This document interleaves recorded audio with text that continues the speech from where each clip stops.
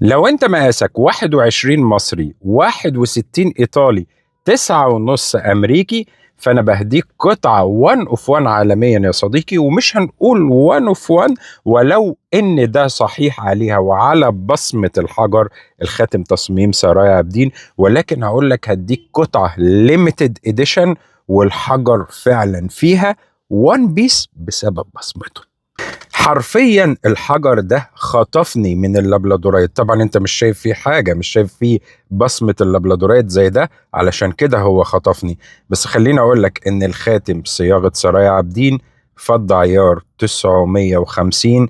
الوزن المرة دي 26 ونص، قللت لك الوزن شوية علشان ما يكونش البرايس تقيل عليك، او تسعيره تقيل شوية، على يعني ندي فرصة بقدر الامكان الناس تلبس خواتم.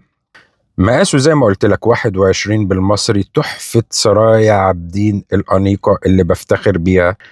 والخواتم من القطع الليميتد اديشن، مهما اتقلدت مش بتطلع بهذا الجمال. وعادي، مش بزعل والله يا جماعة، مش بزعل ولا حاجة. يا ربنا يرزق الجميع، ويا رب يجتهدوا أكتر ويطلعوا نتائج أحسن وأحسن، علشان السوق المصري يظل اسمه رنان في الصياغات زي ما بدأ من زمان جدا جدا. نيجي بقى هنا للقمر ده.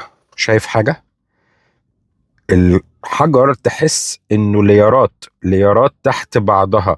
هو مش تشققات اللابلادورايت، ولكن في اللون راكز تحت في باطن الحجر وفوق كل هذه الخطوط اللي بتدي الانعكاسات الجميلة. ليه بقى عملته لك اوفال؟